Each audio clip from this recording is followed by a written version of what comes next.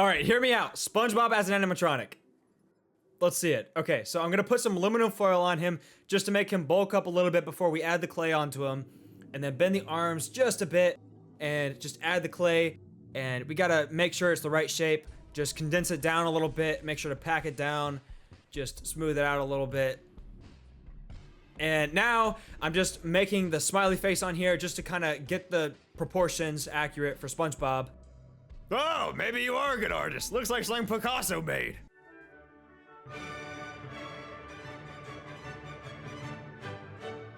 Yeah, I don't think that's the compliment you think it is, but I'm just gonna gouge out his eye here and smooth it out, of course, just to make it clear. And then I'm gonna do the same thing for his mouth and of course smooth it with this little tool here.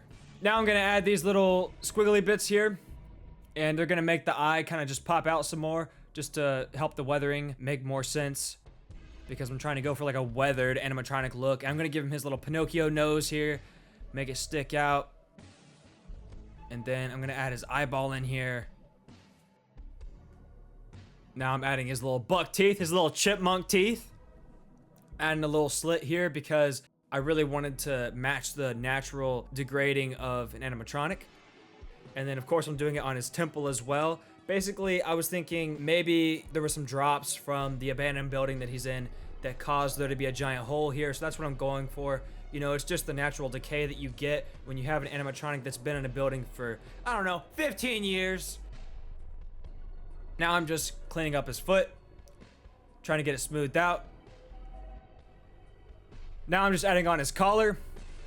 I'm gonna have to just press that in really quick, make sure it fits perfectly. And now I'm just gonna cut this little part here with this knife. And this is gonna be the belt.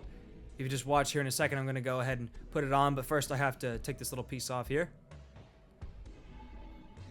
And yeah, here we go. Now he's got a perfect belt on there. We gotta put the tie down as well. And then we gotta give him his sleeves and his skinny little arms. Smush those in there. And perfect. Now we're doing the base. Trying to get it all layered up here. Just trying to get it perfectly smooth. All right. And there we go. Now I'm adding in the individual floorboards. I gotta smooth it out, of course. Okay, now I'm adding in the small floorboards. And I'm adding in the wooden texture with this ball tip here. And then this little sewing tool here. Now I'm basically going to use this plastic just to dilute the cut of the knife here. And I'm going to be ingraining every single little wood grain here. Trying to get a really realistic texture for the wood. And I'll tell you, wood is really hard to pull off. And it took me a long time to get this right. But I think it's important to make this scene look real. So that's what I'm trying to do here. Trying to get all the detail right. It's super tedious, but it's always worth it. And now this is the background. And I'm gonna make this a smooth, flush piece of clay as well. And each one of these is the metal plates. And now I'm just adding the bolts on there. There we go. Looks just like the background from the show. And then here's his hand with base of the jellyfish net. And now I'm adding his neon yellow paint. So I thought it was really important to make it look as accurate to the show as possible. I really wanted to capture the character's color, and I wanted to go for orange here because I wanted it to be like kind of disgusting and rotten to show that he's been here for a long time. And then his irises are pale, and you've got these really tiny pupils to show that he's kind of not all there, you know? He's really losing it. I like to think he's been in the Krusty Krab for like 15 years by himself. He's just been decaying there. So here's the pants. They're kind of orange to kind of match the freckles on his face and stuff.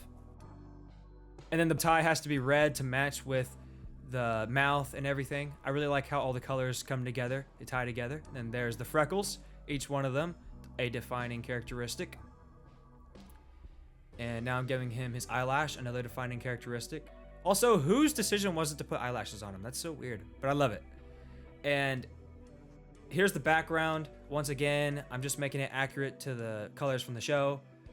And I'm gonna add a little bit of rust to it because I'm really trying to nail in that he has been here for so many years. And this restaurant is abandoned. This place is not somewhere that people go. People are not going to the Krusty Krab anymore. I wish I could eat at a restaurant. Why can't you? I'm locked up. What did you do? I'm not going into that, okay? Shut up. Well, anyways, now I'm adding the grease or whatever this is just to make it ultra disgusting. Here's the metal inner workings of the endoskeleton. And now I'm just painting the base bright green to make it as accurate to the show as possible. I love how vibrant this green is, but I'm definitely gonna have to make it less vibrant. Absolutely beautiful. And then here, I'm adding blue in just to kind of match the pores that he has. They're kind of bluish green. I thought it would really balance out well, but it really adds the disgustingness. And then you've got to add the highlights here to make the wood grains pop. Just try to catch the edges of things, you know.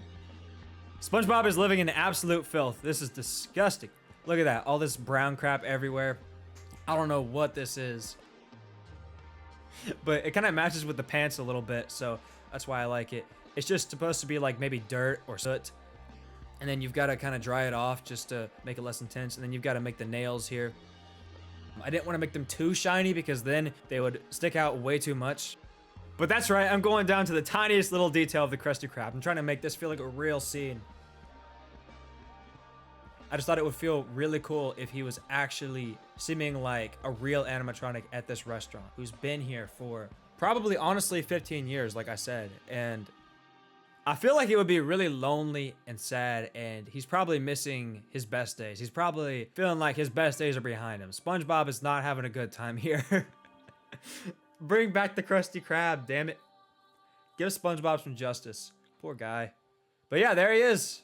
Very, very sad little scene here. I like to imagine that background was once very shiny and pretty. And then here's his stick, his bamboo stick for his jellyfish net. Just gotta paint that, make it look like wood.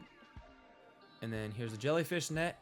Gotta make it look disgusting and grimy because he's living in filth. His best days are behind him. And I almost forgot to add some metal paint there. Perfect. Look at that.